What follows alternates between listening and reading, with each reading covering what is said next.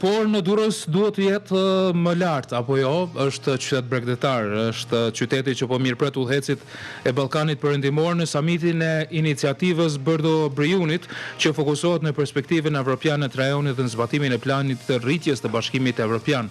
Atje është presidenti i Kosovës Vjosa Osmani, natyrisht bashkë me lider të tjerë të Ballkanit Perëndimor, të fqinjve tan apo jo. Por fokusi i këtij emisioni për fillim do të vendoset te një kryetemë e fundjavës që e kemi lënë pas, atëherë kur presidenti i Serbisë Aleksandar Vučić paralajmëroi se gjithë bota po përgatitet për luftë, duke aluduar për Kosovën si palë që po kërkon mbështetje ndërkombëtare, si kur quaj para një shpërthimi të një konflikti. Kështu, ai ka folur në samitin e Komunitetit Politik Evropian në Kopenhag. Në anën tjetër, presidentja Osmani e ka quajtur këtë jehon të rrezikshme të kapitujve më të errët të historisë, duke krahasuar Vučićin me Miloševićin dhe duke paralajmëruar se Serbia po nxit tensionin për të mbajtur gjallë pushtetin e vet autokratik. Do të kemi mundësinë që të bisedojmë për këtë përballje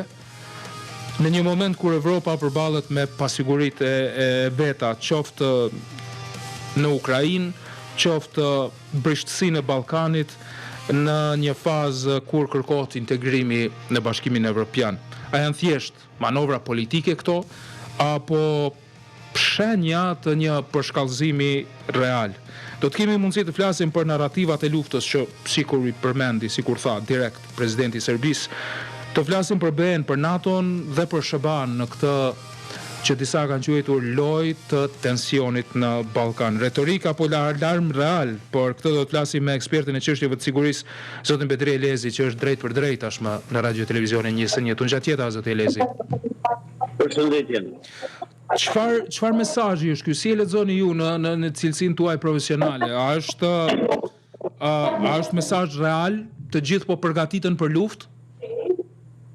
Po, në fakt deklaratat e presidentit të Serbisë Vučić janë një kanosje drejt për drejt e sigurisë së Republikës Kosovës dhe Gabishullit Ballkanik, dhe këtë bazohet në dy arsye. E para, se Serbia ka një problem real jo sigurie brenda saj dhe se mundohet që ta zhvendos të gjitha situatë në një veprim tjetër apo me një stat tjetër ku vëmendja do të shkojë në kuadër të zhvillimeve të tjera sigurisë nga Gabishulli Ballkanik. Dhe e dyta, se në deklaratat e tij presidenti i Serbisë u mundu që të viktimizoj Serbinë duke akuzuar pushtetin e Prishtinës se në veprimet e saj, i ka minuar të drejtat e serbëve dhe se Serbia është ajo që duhet të marrë veprime për të siguruar zbatimin e drejtave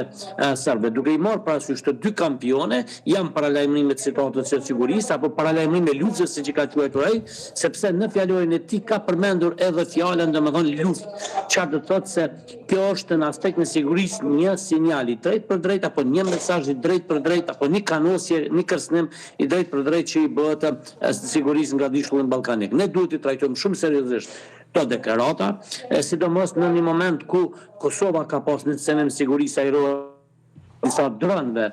në territorin e Republikës Kosovës dhe njëkohësisht kemi pasur kanosje të sigurisë ajrore të vendeve të Bashkimit Evropian që vijnë pikërisht nga Serbia si një kërcënues serioz I sigurisë në Republikën e Kosovës. Gjithsesi, pse bëhet kjo tani? Ne jemi praktikisht 2 vjet po përpiqemi të lidhemi sërish me zotin Elezi, po flasim për këtë retorikën e përmendur gjatë këtyre ditëve të fundit. Tha se të gjithë po përgatiten për luftë, duke përmendur Kosovën si palë që po kërkon mbështetje ndërkombëtare para një shpërthimi të mundshëm të madh. Zoti Elezi, pse në këtë kohë, pse tani? A lidhet me Serbinë më shumë apo paralajmërim direkt për Kosovën 2 vjet e 1 muaj, më pak se 1 muaj të sulmit në Banjsk, sulmit terrorist atje? Po, në se kjo shumë më rëndësi për me dhe keni po një ulimtim të një mediumi sërb radar I cili tregon se në çfarë pozicioni tani më është krye terroristi i Kosovës Milan Radojčićit, cili tani po besohet nga vetë mediat në Serbi se ka dikun rreth 10.000 pjesëtar, ku kanë edhe një pagesë mjaft të madhe që varion nga 1.500 deri 2.500 euro dhe janë thjesht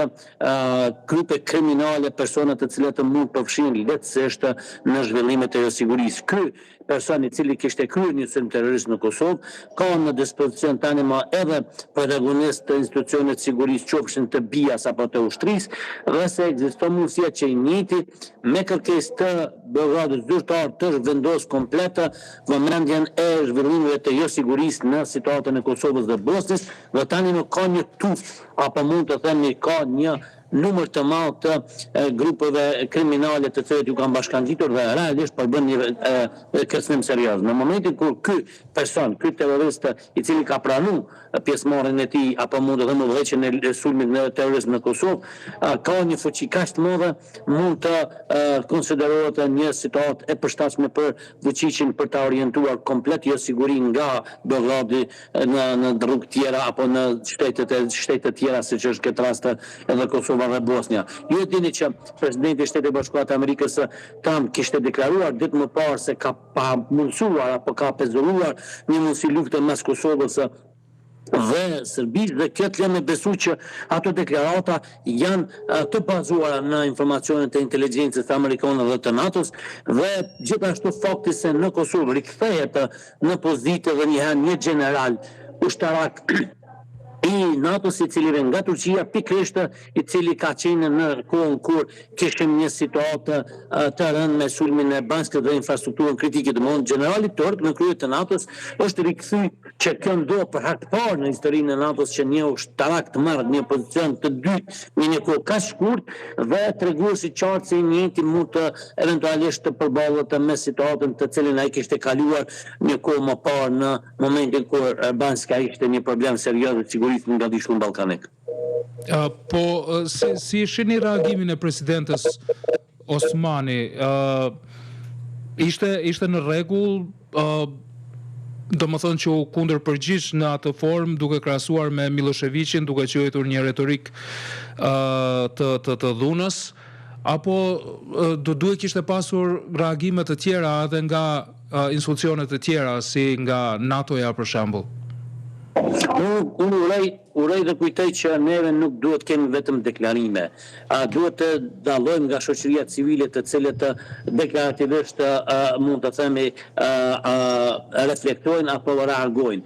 Presidenti i Republikës Kosovës derisa tha që është një situatë e rëndë, duhet të ketë veprime konkrete. Para duhet që ta ftonte komandantën e KFOR-it për ta diskutuar këtë situatë, ndoshta ta ftoj edhe Këshillin e Sigurisë të Republikës Kosovës për diskutuar në lidhje me rrezikun që e ka. Nuk është mirë që udhëheqësit tonë shtetëror të dojnë në mohë shqetësimet vetëm me opinionin, por se të njëjtit të ndërmarrin veprime konform detyrave dhe përgjegjësive që kanë, në mënyrë që realisht të përballen me situatën. Nëse presidenti i Republikës Kosovës e ka konsideruar vetëm një deklaratë atë presidentit të Serbisë, atëherë duhet na kishte treguar që kjo deklaratë nuk është serioze dhe thjesht është një gjumë e urrëties dhe një lloj ftese që i bëhet serbëve për të eskaluar situatën e sigurisë, ose kundërta, nëse ajo e ka trajtuar seriozisht siç ka deklaruar, duhet minimalisht të organizoj takim me përfaqësues të sigurisë të Republikës Kosovës në rast se është e pamundur me KFOR-in, si reaguesi i sigurisë së tretë dhe që është garantuesi i suverenitetit të Republikës Kosovës. Por minimalisht presidenti i Republikës Kosovës duhet që të takojë me përfaqësues legjitim të Kosovës, të cilët kanë detyrë për të ndërmarrë veprimet e duhura. Për shembull, komandantën e KFOR-it, drejtorin e Agjenciisë Kosovës për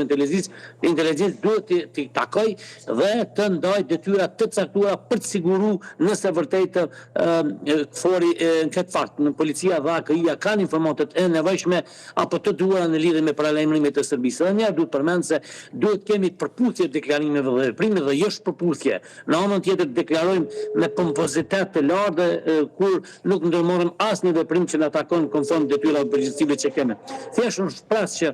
pas kthimit nga aktivitetet që ka presidenti i Republikës Kosovës, urgjentisht kërkoj takje me KFOR-in, drejtorin e Policisë Kosovës, drejtorin e Agjencisë Kosovës, për të parë nëse kërcënimi kanosja që ka bërë presidenti i Serbisë është real dhe cilat janë veprimet që duhet ndërmarrë, apo edhe të ftohet Këshilli i Sigurisë Kosovës, pavarësisht faktit që ne kemi një problem me qeverinë, sepse nga gjykata kushtetuese është një vendim ku kryeministri i Republikës Kosovës nuk është pozicionuar, është kryeministri në detyrë apo deputet. Megjithatë, një takim i Këshillit të Sigurisë është shumë i nevojshëm për të konstatuar kërcënimet që ka bërë Serbia dhe për të parë nëse vërtet duhet ndërmarrë veprime konkrete operative për të forcuar, mund të themi, forcat apo për të kaluar nga planet operative standarde të Policisë së Kosovës në planet të avancuara, siç janë ndryshimi i orarit, shtimi i pikave të kontrollit në vende të caktuara apo edhe vendosja e, mund të themi, alarmit apo ngritjes shkallës sigurisë. Zoti Elezi, presidentja është në Shqipëri, atje ku po marr pjesë në summitin që po zhvillohet në Durrës, iniciativa Bërdo Briunit. Atje është edhe presidenti i Serbisë. Si prisni ju që nëse ajo vendos të flasë të adresoj këtë çështje? Unë pras që njëta para çdo adresimi me shkresë zyrtare të drejtorëve të organeve kompetente KFOR-it NATO-s, të cilët kanë përgjegjësi sipas rezolutit 1244 për sovranitetin e Republikës Kosovës në lidhje me shqetësimet dhe kanosën që ka bërë, dhe pas asaj shkresë të drejtohet opinioni se është drejtuar një shkresë me të gjitha kampionët brenda asaj, ku është siguruar ndonjë informacion eventualisht nga institucionet tona të sigurisë se vërtet kanosja janë serioze, dhe e dyta e njëjta minimalisht të refuzoj çdo kontakt me presidentin e Serbisë në këtë eveniment që përmbahet për çështën e rritjes në kuadër të angazhimit të Bashkimit Evropian, dhe se të sigurohet që Kosova mbetet një vend që nuk minon të drejtat e serbëve, dhe se deklarata e presidentit të Serbisë në lidhje me nevojën që Serbia të ndërmarrë veprime për të siguruar, garantu të drejtat e serbëve nuk qëndron, dhe se Prishtina zyrtare është e gatshme që të zbatojë të gjitha ato zotime që i ka marrë krah Shtetet e Bashkuara të Amerikës, se cila kishte garantuar se Kosova një shtet i pavarur do të zbatojë të gjitha detyrimet që ka në raport me komunitetet përfshirë dhe komunitetin serb. Dhe për fund, zoti Elezi, ne jemi një shoqëri që ka përjetuar luftën jo shumë moti, gjeneratat vetëm ato të lindura pas luftës nuk e kanë ndjerë ato që ka ndodhur, por e kanë njohur sigurisht nga rrëfimet. Kemi pasur konfirmim zyrtar nga policia për dron që me siguri janë serb në veriun e Kosovës. Para 2 vjetë më pak se 1 muaj kemi pasur sulm terrorist dhe tani përdorim direkt i fjalës armatim dhe luft nga presidenti i Serbisë në një fjali që mund të përfshi edhe Kosovën. A ka frikë reale për diçka të kësaj natyre në Kosovë? Unë kujtoj që po, në momentin që në fjalorin e presidentit të Serbisë përdorën këto terminologji, cënohet siguria ajrore, siç e thatë edhe ju, përmes xhirimeve që dyshohet dhe besohet që drënë të caktuar kanë bërë në Kosovë, situata e rëndë e sigurisë në gadishullin ballkanik dhe në Evropë përmes angazhimeve dronëve nga Serbia. Ju e keni parë që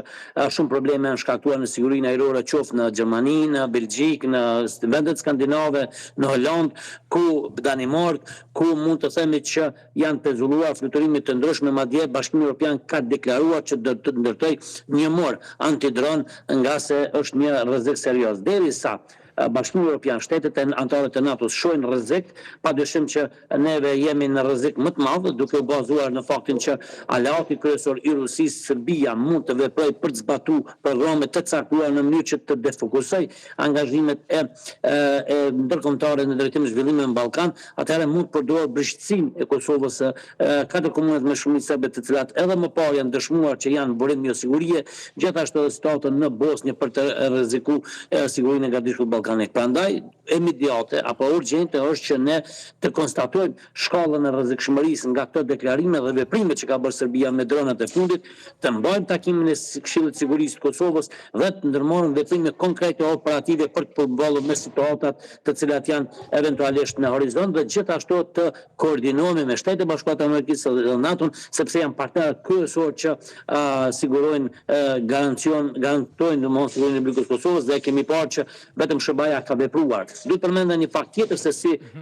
Kroacia reagoi duke arrestuar një të dyshuar të Kosovës e cila kishte kryer veprën e spionazhit që ndërlidhet gjithashtu me luftën hibride dhe me paralajmërimet që mund të jenë nga presidenti i Serbisë për një luftë e cila mund të jetë në ardhje sipër, por që ne mund të ndërmarrim veprimet për ta parandaluar, sidomos duke u bazuar në mbështetjen që kemi nga KFOR-i, NATO dhe partnerët tjerë të Kosovës që janë të gatshëm për të bashkërenduar detyrimet që kemi në raport me sigurinë Kosovë. Zoti Elezi, besoj se do të flasim sërish për këtë temë, me qenë se ju keni tone shumë serioze në lidhje me atë që është folur dhe që e diskutuam këtu. Faleminderit shumë për sot. Gjithashtu faleminderit.